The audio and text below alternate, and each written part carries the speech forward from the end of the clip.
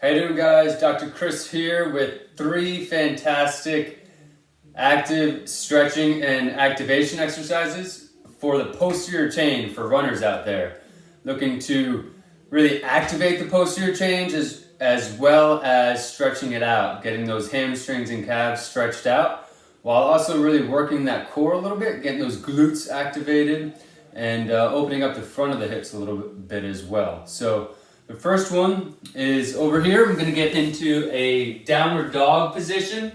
Okay, so we're going to be push-up position first. Then we're going to walk the feet up, keeping the legs straight. And then we're going to be pushing the chest down towards the hips. Okay, so this position, downward dog, then we're going to get your head down. Okay, then we're going to go up on your toes. Then we're going to drive the heels down. Try to really stretch those calves and hamstrings. Really pushing the chest down towards that stomach, getting that stretch up on the toes, and pushing the heels down. Okay, so that's step 1. And then step 2 is going to be the same position. But now we're going to work on getting the hips moving in opposite directions, a little dissociation.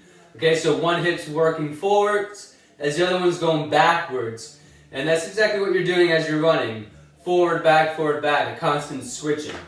Okay, so push-up position, legs up like that, or legs in rather, chest back towards the feet, and then kicking the legs straight back. Really getting that butt firing, reaching that leg up as high as you can. Try not to rotate this way.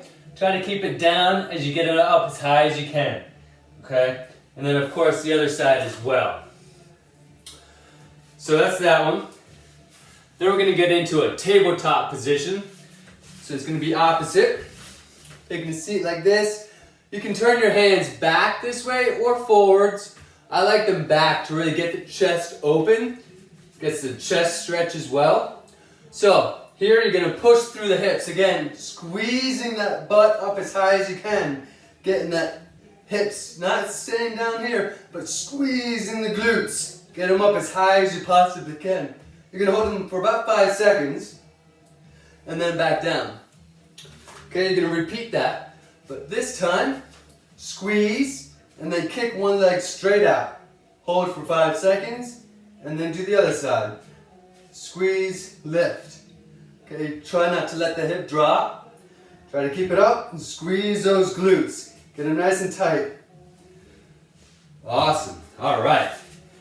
Next one's one of my favorites.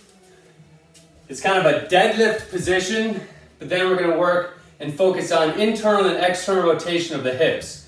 This is very important when you're landing on every stride as you run. The ground is working to push you this way. As you land, gravity is pulling you down like that. And we want to be able to resist that and stay neutral as we land. So we're not sinking and moving our hips like that. So we want to keep them level. So what we're going to do is go single leg balance and hinge forward. Keep this back leg straight. Don't let it wander. Okay, that's very important. So standing, one leg, hinge. Then you're going to go into external rotation, opening the hips this way. And the hands on your hips really help you kind of key in and cue into those hips, staying very aware. Then you're going to go into internal rotation. Okay, you want to control that and then come back out of it. Okay, it's as simple as that. Keeping that back leg, keeping it straight back the whole time. So, looking from the side, single leg, balance, hinge, back stays flat, back leg goes straight back if you can, internal rotation, coming out of it into external rotation. Okay? And then back, and then up. Okay? Very good. So there are your 3 exercises, a little posterior chain activation, a little stretching, and try those out. Let me know what you think.